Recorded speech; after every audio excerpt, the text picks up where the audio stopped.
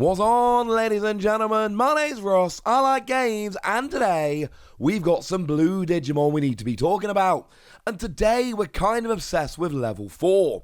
We got 3 new level 4 Digimon, including a super rare. We got a Digitamer, which loves level 4 Digimon. Oh yeah, and we've also got a level 6, which to be fair has nothing to do with level 4s, but it's cool. And we're talking blue Digimon, so it's totally going in there. So, what have we got? Well, starting off, we've got Xiaomi here, which I'm probably pronouncing terribly, and I apologise. And what we've got is a level 2 Digimon, and on all turns, while this Digimon is a level 4 Digimon, it gains 1000 power. And there's no like if, buts, or maybes here. This is just great if you're playing a level 4 focused deck. And this is a weird one to me, because this could be a really, really good skill, or it could be a really, really bad skill, and the answer is we don't really know. Like, if you're trying to build up to level 5s and 6s, etc., then there is absolutely no way we're going to get excited about this. If we're running through level 4s to get to something better, this is rubbish, and I suppose the same thing holds true. If you're sticking at level 3s, this is rubbish. But it's an extra 1000 power, and it's fairly standard, right? We've seen a billion Digitamer at this stage to give you an extra 1000 power, but if you want to stick on level 4s, this one seems pretty good. And there are a bunch of level 4s, we'll get there in a moment. So moving on then, we've got Labramon. Now, Labramon is a level 3, free cost to play normally, 0 cost to Digivolve, 1000 power. Fairly standard, low power, very low power, but it's not the end of the world, unless you're against a bunch of yellow decks at lower power, in which case it actually could be. But when you're attacking as an inheritable skill once per turn, if this Digimon has jamming, you gain 1 memory. I absolutely adore this, because I think level 4 Digimon with jamming is one of the biggest, cheats we've got right now. It's something which you see running around here and there, which is cool, but I think we can do better. I mean, we got Frigimon right back in BT1. It's got jamming. It's a level 4 with jamming. Jamming says you cannot be deleted in battles against security Digimon. What that means is that you can essentially just attack the stack blindly whenever you feel like it, knowing that you're not going to get deleted. Because the worst thing is, right, if you got a level 4, you attack the stack, you get deleted, now you're back to the beginning. You've lost all the time and resources and turns and all of that you spent digivolving up. And now you don't. You don't lose any of that. You get to attack the stack, take out a security card, and survive. For what it's worth, there is also the level 4 Vidramon from BT2, which has jamming, but only if you've got a Tamer, which is a little bit of a pain. But then we've got the level 4 EX2 from EX1, which just has jamming. And then as an inheritable skill, if you've got Imperial Demon in your name or 3 in your traits, you gain jamming. So we're really focused on level 4s in this video, and to put it bluntly, level 4s and jamming is something that Blue's got. You've got 2 good options, and 1 mostly good option. Like I say, the Vidramon here is less impressive, purely because you've got to have a Tamer in play, which is not something you can always guarantee. But still, this is cool, ladies and gentlemen. This is very, very cool. And this lets you gain a memory when you attack with one of those Digimon, which is cool. And as much as I like Xiaomon, I got to tell you, I still think we're better off with the Demivemon from BT3, because when you're attacking once per turn, if you've got jamming, you draw a card. And I like gaining memory, and I'm probably going to end up playing a mixture of these. It's just whether it's a 4-1 or a 3-2 split. But I love drawing cards and having all the extra options that are afforded to me because I get to draw cards. So I'm still probably going for this one, I'm going to be honest with you. And then, of course, you put that all together. You got a Digimon level 4 with jamming. You attack, gain a memory, and draw a card. Yeah, I'd take that over the extra 1000 power any day. Because the thing to remember is, even the extra 1000 power, if you've got jamming, you don't need that when you're attacking the stack. So it's really just giving you slightly more survivability on your opponent's turn, which isn't nothing, incidentally. It's something, it's relevant. But I think it's fair to say it's not the be-all and end-all. So this is good. We like this very much indeed. Now, carrying on with level 4s, obviously we've got one with jamming here. We've got Cesarmon. 5 cost to play normally, 2 cost to Digivolve, 6,000 power. It's got jamming. And I do like 6,000 power. That's a little bit higher. That's good. If I'm honest with you, I don't know how into this I am. Because honestly, like I say, in terms of power, if you're attacking with jamming, it's really not the end of the world. The power isn't that important. So, Frigimon is cheaper to play normally. And EX2 can be Digivolved from either a blue or a green, and has got that inheritable skill. So, I'm not saying it's bad by any stretch of the imagination, but I am saying that actually, rather than Cesarmon, most of the time I'd probably rather have Frigimon. I should mention, we do also have the Emojimon from BT6, that while your opponent has no Digimon with any Digivolution cards, you gain jamming. I didn't mention that one earlier, I probably should have. This one makes me nervous because a single evolution of a single Digimon can ruin this for you. And that just makes me a little bit sad. It's, I think, the least reliable of them. But I suppose if we're going for completion's sake, it would be rude if I didn't at least mention it in passing. So Cesarmon here is fine. I'm not saying it's bad, but I am saying that all you've got here over others is a little bit more power. And that's lovely. But the whole point of jamming is it doesn't matter how much power you've got. Sure, you get a bit of extra survivability on your opponent's turn, and that's great. But I don't know if it's worth playing a more expensive Digimon to do so. Now, elsewhere in level 4, we've got IceDevimon. 4 cost to play normally, 2 cost to Digivolve, 4,000 power. It's nice and cheap, and that's a nice thing, I suppose. But that is about the best thing I can say about it. It's alright, but it's nothing major stats-wise. But when you are attacking, return one of your opponent's level 4 or lower Digimon that has no Digivolution cards to its owner's hand. And this one again is fine, but I don't love this. There's too much that can go wrong here. Firstly, I'm only getting level 3s and 4s, and that's not ideal. Secondly, it's an attacking skill on a 4,000 power Digimon. And sure, Xiaomi will put you up to 5,000, but you're still pretty weak here. You're still, if you're attacking the stack, expecting to be deleted. And if you're attacking Digimon, the amount of Digimon you can actually take out while surviving is quite low. So it's another one of those where I don't think it's a bad card. Now, I'm not dissing it, but I am absolutely saying that it's not special. There's very little here that I'm a huge fan of. It's fine, but come on. We want a bit more than fine here, don't we? I do. Now, there is another level 4. You've got a load of level 4s today. I don't know.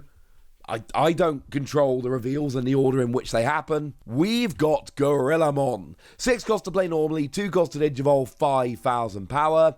It's quite expensive to play. 6 cost to play a level 4 is pretty high. And it's got a play skill that lets you play a level 3 Digimon from one of your blue Digimon's evolution sources without paying its cost. And that's why it's so expensive. Because actually, this is really cool. This is a really cool skill. Because you're playing one Digimon, but you're basically playing 2. You take a level 3 that's under one of your other Digimon, and then you play it for free. Which is clearly a great thing. That's a huge advantage. And it is worth pointing out the one possible target here is the Gorillamon from BT7, that when you play it, from your Digivolution cards, you draw 2. Yes. That's brilliant, and I love it. In the same way that Warmon, when you played it, you can play a level 3 Digimon from one of your Digimon's Digivolution cards as another Digimon, which is pretty gosh darn good. And King Warmon, when you're attacking, you can play a level 3 Digimon or Warmon from this Digimon's Digivolution cards as another Digimon without paying. It's a little bit weird that this stuff was out there in BT7 and looking kind of cool, and now they've just like weirdly brought it back as a bit of a one-off here. Gorillamon really fits nicely with those cards from BT7. I don't know why it's ending up in EX2, and I don't really care, because it lets you play a Digimon for free, and your number one target here is going to be Gorillamon, because draw 2 is absolutely nuts. If, like me, you really want to be playing a King Waimon deck and playing Gorillamon and taking advantage of all this kind of stuff, this is absolutely brilliant, and I adore it. Cool. Now, moving on in terms of level 4s, because 3 level 4s apparently isn't enough, we've got a Leomon, and Leomon is a secret rare. 6 cost to play normally, 2 cost to Digivolve, 4,000 power. That is expensive to play. But on your opponent's turn, while you have a Tamer in play, you got Blocker. Which is a bit of a weird skill, honestly. Because blue is not known for their blocking, that's more of a black deck thing. So, it's nice to have another blocker, don't get me wrong.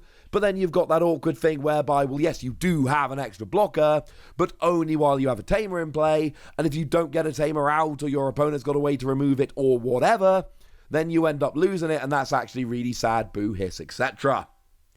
But on deletion, you gain 2 memory and draw a card. Well, gaining memory is good, drawing card is good, and now we see why it's got blocker. Because actually, what you want to do a lot of the time here is sacrifice it. Look, it's Leomon. I'm not a huge Digimon dude in terms of knowledge of the lore, although I am getting better and better as every day goes by, but even I am well aware of what Leomon is famous for. Good deletion skills fit nicely.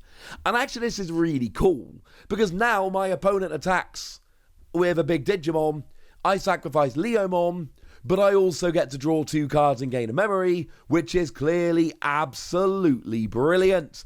And not for nothing, this is why it's got a very large play cost here, because clearly if this was cheap to play, this would be far, far too good. They're at least making you jump through some hoops to get this into play. Usually you're level 2, then you're level 3, then you're level 4, because of the really high play cost. So that's something. From a game design standpoint, that is at least pretty gosh darn cool.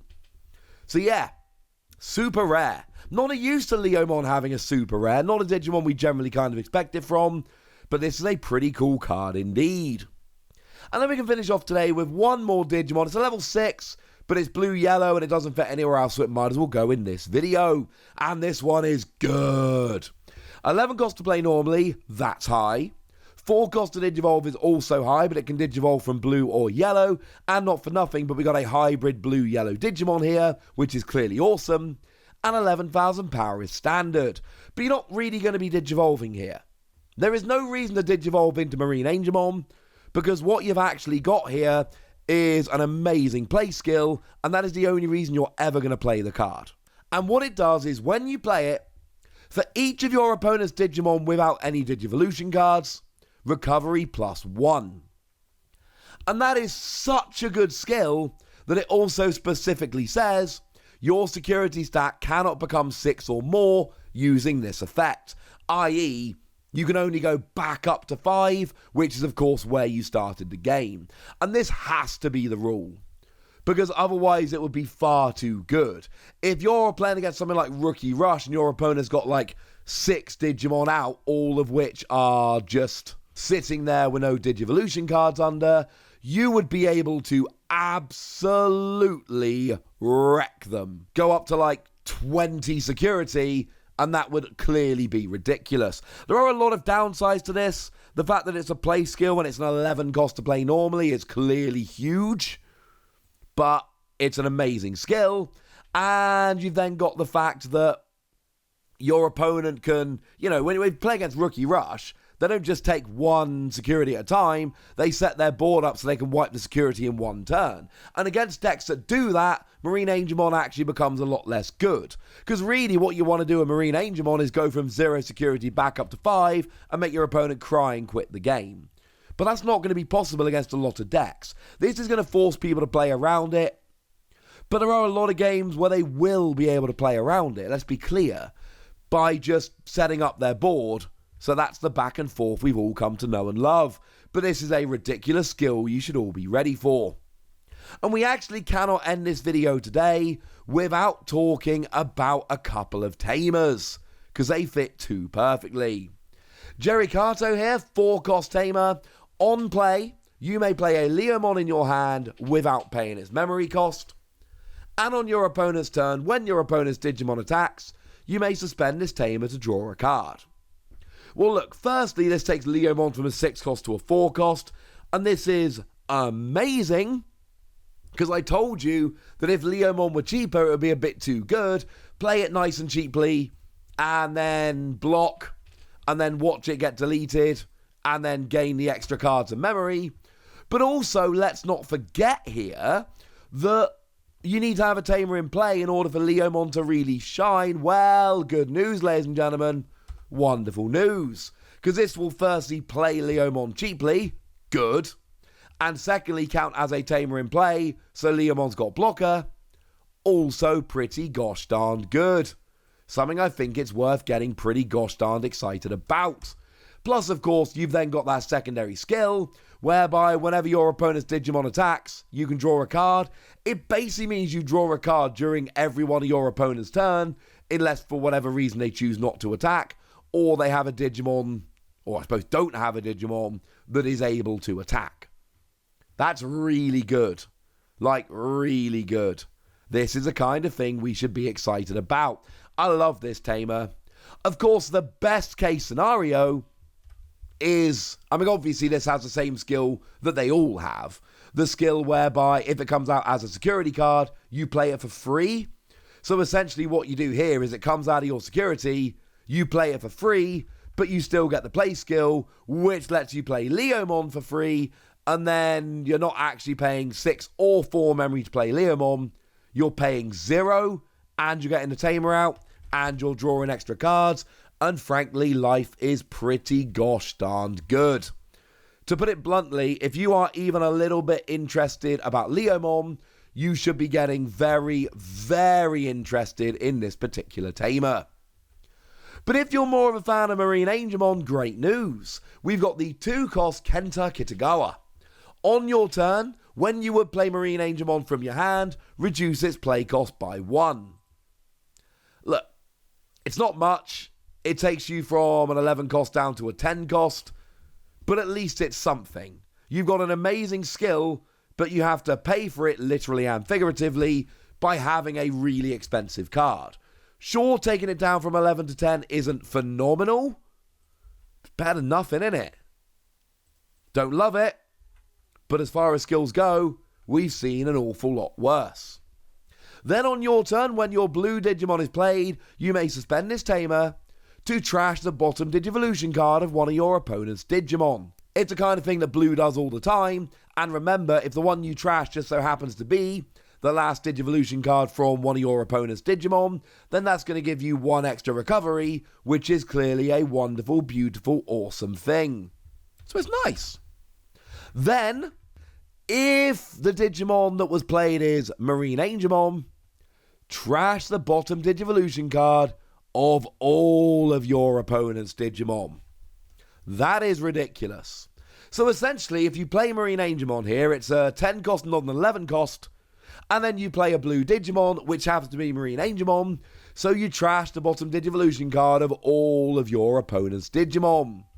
And again, any that end up being completely wiped here, because they only had 1 to begin with, then give you 1 extra recovery, which is amazing. I love this. This is really cool. It's only a 2-cost card, and again, it's really for MarineAngemon. But if you're telling me it's a 2-cost card, but really it's a 1-cost card, because all I'm doing is paying 2 memory to save 1 memory, but I then get to trash the bottom Digivolution card of all of my opponent's Digimon for 1 memory, and then not for nothing, but I can, use this again in future turns as well. I adore this, ladies and gentlemen. It's only for MarineAngemon, it's not going to work for anybody else, but as long as that's what you're playing, this is something to get a little bit excited about. So there we go, ladies and gentlemen, whole bunch of level 4 Digimon, couple new Tamers, a new super rare, a new level 6, so much cool stuff. But now it's over to you guys. I want to know what you think about all of these, and I want to know which one is your favourite. For me, it's Gorillamon. So let me know in the comment section, would you go nuts? Be nice. And then make sure you like this video, subscribe to this channel, follow me on Twitter at TheWassy. That's where we talk Digimon and a whole bunch of other card games. And please do consider checking out patreon.com/PTCGradio, where you can support the channel, get some bonus podcasts and all kinds of fun things. But by far the most important thing as always, Look after yourselves till next time, would ya? Thank you very much for watching. My name's Ross, and you've been watching Wossy Plays.